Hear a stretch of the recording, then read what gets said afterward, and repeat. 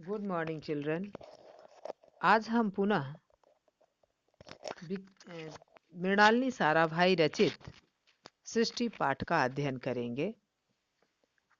बच्चों, अब तक हम लोगों ने पढ़ा कि मनु जो दयालु थे, नदी के जल में एक छोटी मछली को उन्होंने देखा। वह उस मछली ने मनु को सहायता के लिए पुकारा। तो वे उसके पास गए। तो उस छोटी मछली ने कहा कि इस नदी में बड़ी मछली छोटी मछली को खा जाती है, वे मुझे भी खा जाएंगी, आप मेरी सहायता करें। तब मनु ने उस छोटी मछली को वहां से निकालकर घर ले जाकर मिट्टी के छोटे से पात्र में डाल दिया। उसे भोजन देते, उसकी देखभाल करते, वह मछली बहुत बड़ी होती गई। तब मनु ने उसे पात्र से निकालकर तालाब में डाल दिया। वह वहां भी बढ़ती चली गई। चलिए पाठ का शेष भाग पढ़ें।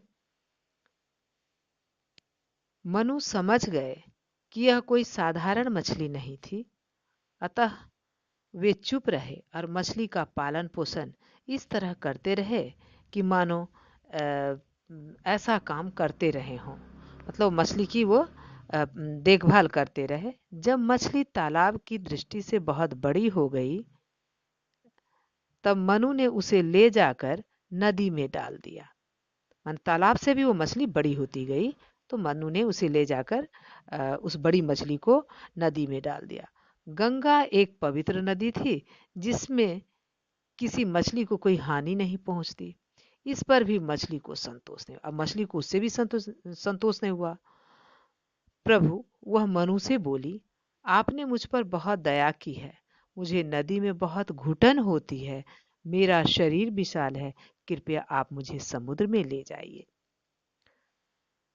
यद्यपि, यद्यपि के लिए बच्चों आप लोग लिखिए यदि जोर अपि, इसका संधि विच्छेद कीजिएगा। यदि जोर अपि। यद्यपि मछली मनु से बहुत बड़ी थी, पर जब मनु उसे ले जाने लगे तो वह उन्हें पंख सी हल्की और चांदी की चंद्र किरण सी प्रतीत हुई। जिस तरह चांदी की चंद्र किरण चमकती है, उसी तरह मछली भी चांदी की तरह चमक रही थी और पंखों के समान मनु को हल्की लगी। यद्यपि कि मनु से मछली बहुत ही बड़ी थी, मनु को उसे समुद्र तक ले जाने में बिल्कुल कष्ट नहीं हुआ। जब वे समुद्र तक पहुंच गए, तब मुस्कुराकर मछली बोली, मनु, आपने बड़े यत्न एवं प्रेम से मेरी रक्षा की है। जो मैं आपको बता रही हूं तो सुनिए। संसार का अंत है, सभी प्राणी नष्ट हो जाएंगे, सभी प्राणी को नष्ट होना है। जैसा मैं आपसे कहती हूं वैसा कीजिए और तो आप बच जाएंगे।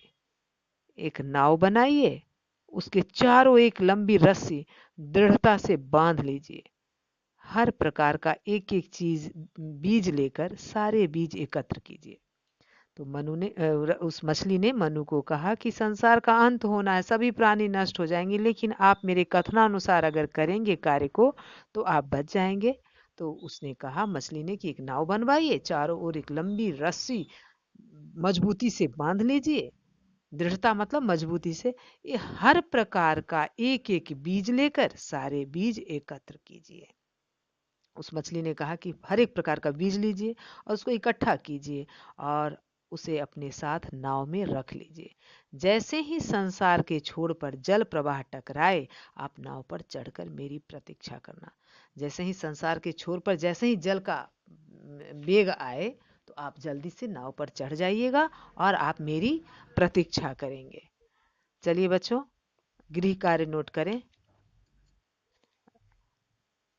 पहला प्रश्न, मनु ने कब और कैसे समझ लिया कि मछली साधारण नहीं है?